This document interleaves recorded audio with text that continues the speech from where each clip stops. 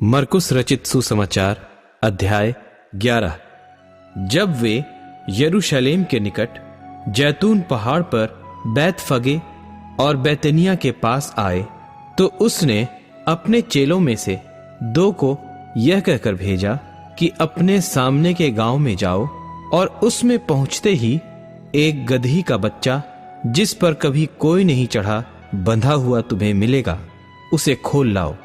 यदि तुमसे कोई पूछे यह क्यों करते हो तो कहना कि प्रभु को इसका प्रयोजन है और वह शीघ्र उसे यहां भेज देगा।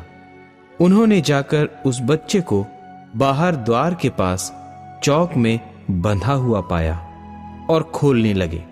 और उनमें से जो वहां खड़े थे कोई कोई कहने लगे कि यह क्या करते हो, गधी के बच्चे को क्यों खोलते हो। उन्होंने जैसा यीशु ने कहा था वैसा ही उनसे कह दिया। तब उन्होंने उन्हें जाने दिया और उन्होंने बच्चे को यीशु के पास लाकर उस पर अपने कपड़े डाले और वह उस पर बैठ गया। और बहुतों ने अपने कपड़े मार्ग में बिछाए और औरों ने खेतों में से डालियां काट काट कर फैला दी।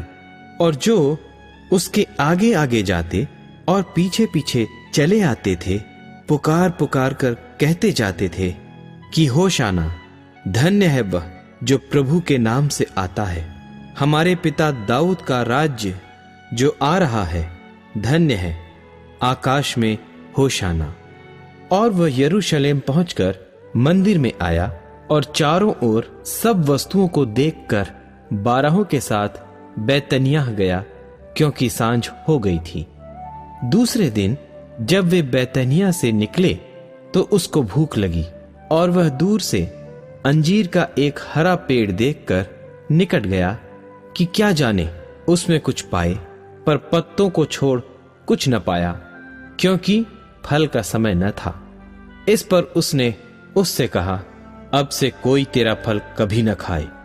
और उसके चेले सुन रहे थे। फिर वे यरूशलेम में आए और वह मंदिर में गया और वहां जो लेन देन कर रहे थे उन्हें बाहर निकालने लगा और सर्राफों के पीढ़े और कबूतर के बेचने वालों की चौकियां उलट दी और मंदिर में से होकर किसी को बर्तन लेकर आने जाने न दिया। और उपदेश करके उनसे कहा, क्या यह नहीं लिखा है कि मेरा घर सब जातियों के लिए प्रार्थना का घर कहलाएगा?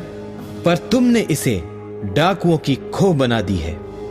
यह सुनकर महायाजक और शास्त्री उसके नाश करने का अवसर ढूंढने लगे, क्योंकि उससे डरते थे, इसलिए कि सब लोग उसके उपदेश से चकित होते थे। और प्रतिदिन सांझ होते ही वह नगर से बाहर जाया करता था। फिर भोर को जब वे उधर से जाते थे तो उन्होंने उस अंजीर के पेड़ को जड़ तक सूखा हुआ देखा। पतरस को वह बात स्मरण आई और उसने उससे कहा, हे रब्बी, देख, यह अंजीर का पेड़ जिसे तूने श्राप दिया था सूख गया है। यीशु ने उसको उत्तर दिया कि परमेश्वर पर विश्वास रखो।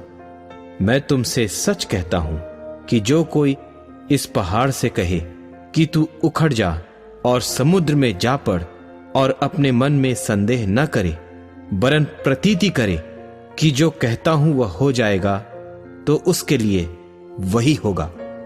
इसलिए मैं तुमसे कहता हूं कि जो कुछ तुम प्रार्थना करके मांगो तो प्रतीति कर लो कि तुम्हें मिल गया और तुम्हारे लिए हो जाएगा। और जब कभी तुम खड़े हुए प्रार्थना करते हो तो यदि तुम्हारे मन में किसी की ओर से कुछ विरोध हो तो क्षमा करो, इसलिए कि तुम्हारा स्वर्गीय पिता भी तुम्हारे अपराध क्षमा करे। और यदि तुम क्षमा न करो तो तुम्हारा पिता भी जो स्वर्ग में है तुम्हारा अपराध क्षमा न करेगा। वे फिर यरूशलेम में आए और जब वह मंदिर में टहल रहा था तो महायाजक और शास्त्री और पुरनिये उसके पास आकर पूछने लगे कि तू ये काम किस अधिकार से करता है और यह अधिकार तुझे किसने दिया है कि तू ये काम करे। यीशु ने उससे कहा, मैं भी तुमसे एक बात पूछता हूं, मुझे उत्तर दो, तो मैं तुम्हें बताऊंगा कि यह काम किस अधिकार से करता हूं। यूहन्ना का बपतिस्मा क्या स्वर्ग की ओर से था व मनुष्यों की ओर से था? मुझे उत्तर दो। तब वे आपस में विवाद करने लगे कि यदि हम कहें स्वर्ग की ओर से, तो वह कहेगा, फिर तुमने उसकी प्रतीति क्यों नहीं की? और यदि हम कहें मनुष्यों की ओर से, तो लोगों का डर है, क्योंकि सब जानते हैं कि यूहन्ना सचमुच भविष्यद्वक्ता है। सो उन्होंने यीशु को उत्तर दिया कि हम नहीं जानते। यीशु ने उनसे कहा, मैं भी तुमको नहीं बताता कि यह काम किस अधिकार से करता हूं। मरकुस